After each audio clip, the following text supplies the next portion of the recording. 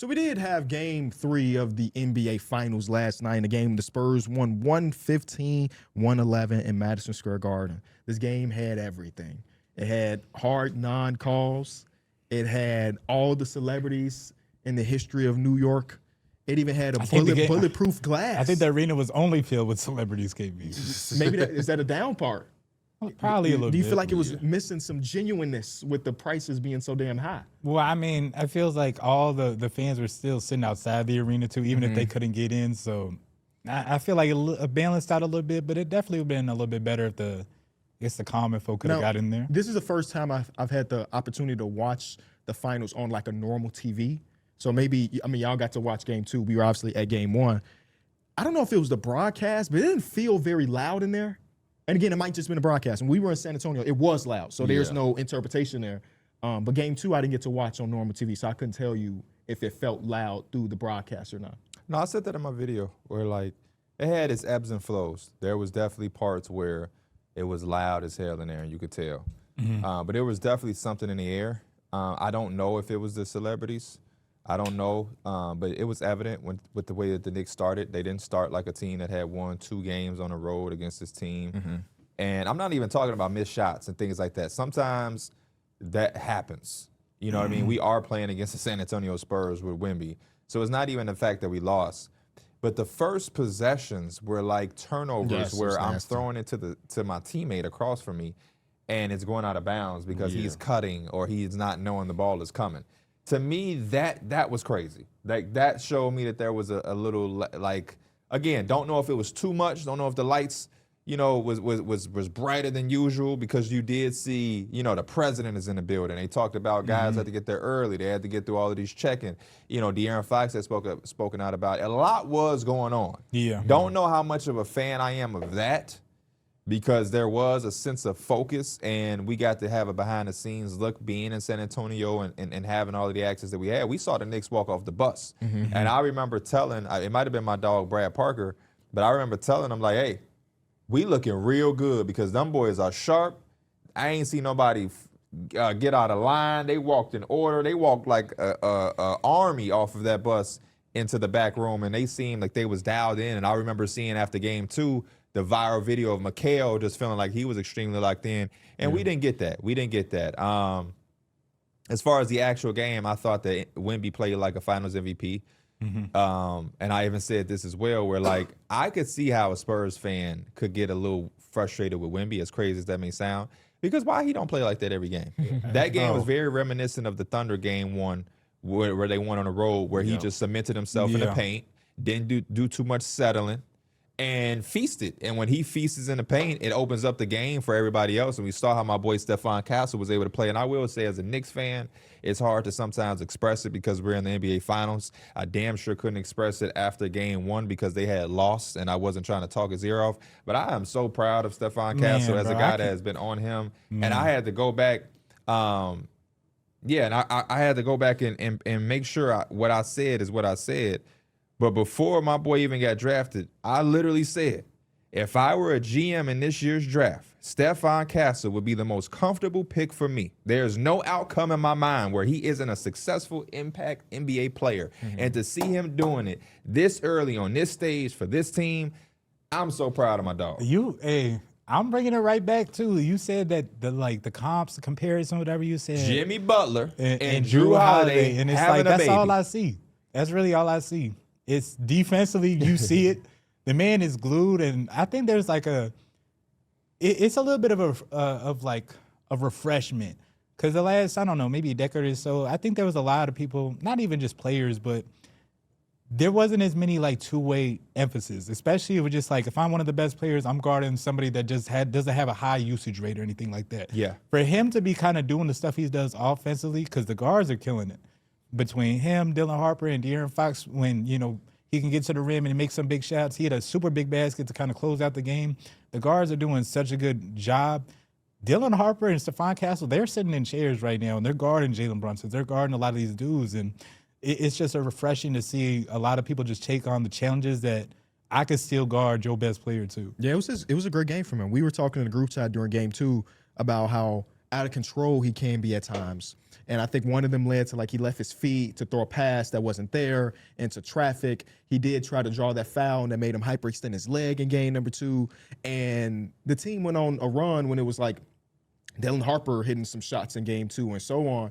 And it was if you listen to a lot of pods, people are like, are we going to see less Stephon Castle? And I was like, no, because even in his OC-ness sometimes, Jalen Brunson had the great fourth quarter in game 1, but Jalen Brunson has been playing through tough physicality through Stephon Castle. And then the game number 3, we saw him be matched up against Karl Anthony Towns way more than any other game so far in the series. And it was reminiscent of when they played against each other in the Cup final, where they did run Stephon Castle. So I'm I don't know. They looked really good yesterday, all things considered. And, it's a make-or-miss league, and the Knicks opened up that fourth quarter with 9 straight. 3 misses. And my dad was over when we were watching the game together, and he was saying something that we've mentioned many times before, not necessarily about the Knicks, but just about teams in general, how sometimes I do feel like teams try to get it all in one possession, down by 7, Deuce McBride sidestep 3, just not necessary. And the Knicks had a couple possessions like that in the fourth. Yeah, I like that late in this fourth quarter when the game was on the line. It really wasn't on the line, but they needed a clutch bucket. De'Aaron Fox ran and got the ball. And he went to Castle, got the ball, dribbled the clock down, got to his midi, pulled up, cash. I felt like that was something, that's what they pay you to do. They pay you for those big moments and those big shots to take the pressure off the young guys and not put it all on them. Because in that game, too, where Wemby threw the ball off Castle back, I'm just none of the guards ran to the ball to get the ball out of his hands. Stephon Castle did. He was right. If you watch the video, Stephon Castle was like this. And then Wemby does not throw it. So Stephon Castle says, calm, and all right, we good, just chill, and I'm running it up. And then as soon as he turned his back, Wemby threw the ball. Yeah, I mean, this is the NBA. Yeah. That was 8 seconds. In that situation, a guard who is right here is not about to run to you, take the ball out of your hands with the game on the line. Come on, man. Yeah, come on, man. It felt like there was no tempo or urgency from Wemby in that situation. It felt like fatigue to me. Throughout the course of that game and then on this last possession. 13 seconds left in the game. We can't be blaming. We got to go. We got to go. Yeah, fatigue can't be a factor. It's 13 seconds left. He's talking about in game 2, right? Yeah. He wanted to bring the ball up. Yeah. Which is something a done 100 defender times. came in there. He got nervous, and he threw the ball. It's just that simple. But he had every intent on bringing that ball up until I can't remember who that was from the Knicks.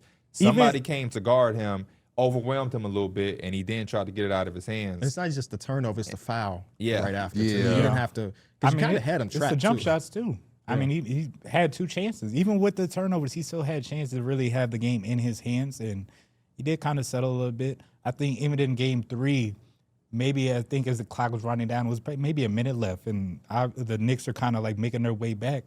Wemby had got a rebound, and he looked for a guard real quick, and then he kind of just thought to himself, he brought it up, let me just bring it up myself. Yep. If I do that, we might have won game 2.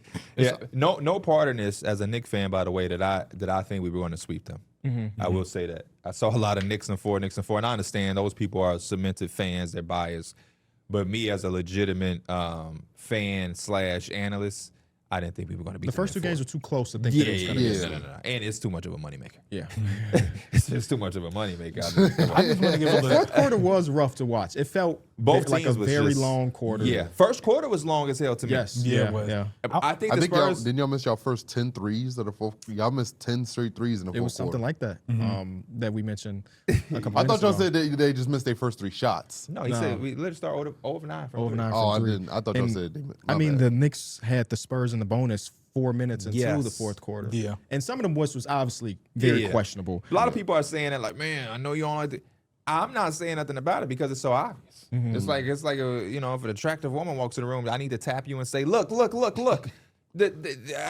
you want me to do? I think a part of us knowing that the whistle is kind of weird is that every time the Knicks have challenged so far in the got it series, right. they've been right every You just single ran time. out of them. There. You can only use it Like so even many Karl times. Anthony Towns off the inbounds play, the baseline out of bounds was beautifully drawn up. Karl Anthony Towns gets Got it. fouled. He got fouled so heavily, Yeah. and it's like, damn, we don't call that one. The play where yeah. Wemby throws Jalen Brunson. Yes. Yeah, that was. Cat crazy. is also getting fouled by Keldon Johnson. I don't know if y'all seen that because the attention should be on That the- clip was the so Wemby crazy, play. or that part of the game was so just wild because Vic smiles after it too. Yeah. And I remember my girl seeing that part. She was like, dang, Wemby. And like, she most of the time, she on her phone. So Right. for her to react to that time and see him smile, she's like, it just kind of I'm gonna shows the energy in the I'm game. gonna save the things I have to say for the YouTube, so make sure you tune into that one. We're gonna really dive into I want to that. give a little, not even a shout out, because it's like these are NBA players, but bro, watching these guards bring the ball up the court and they're basically getting beat up the whole time from Jalen Brunson to Castle to, I'm surprised they low key don't have a couple more turnovers, because it's like, Yeah, for sure. you're literally getting physically beat up when you bring up the court. You know, sometimes Jalen Brunson is just tossing the ball to Josh Hart because like, you're not going to press you like they press me. So, Yeah. No, it's been a great watch. I mean, we basically 3 for 3 as far as bangers go. yeah. Yeah.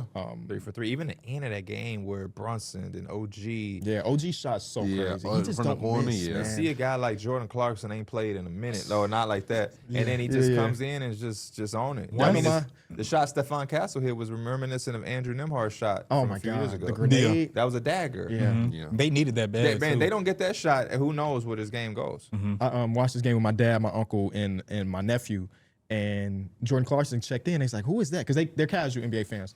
And I was like, "Oh, that's Jordan Clarkson." My dad was like, "Is he nice?" I was like, "Not really too much nowadays, but he did win 6 Man of the Year like 5-6 Well, years stop ago." playing. He is nice. Well, he was nice yesterday for sure. But he hit the step back 3, and he's like, "He can do that?" I'm like, "Yeah." Can he do that? That's all he does. Can he not do that? And he asked, like, "Is he new?" I'm like, "Bro, Jordan Clarkson was teammates with Kobe. Like he not new at all. He's been around for a very long He do time." got a new look from back then. Yes, though. yes, Yeah. yes. Because I No did show him the tattoo, picture, yeah. and he looked like a little kid with no tats, and then the low cut and everything. But yeah, we get those minutes because Mikal Bridges was in foul trouble very early on in this one, right? He picks up Yep. 2 He fouls really in the couldn't first score his quarter. wasn't able to points really to the get it fourth. going at all. Yeah, and they obviously need Mikal to be his version of himself. But we got a series. Like Pierre said, I don't think anybody expected a sweep even after the first 2 games. And now we wait until Wednesday to see what Game 4 brings us. Hit subscribe for more news, highlights, and analysis from the NBA on NBC.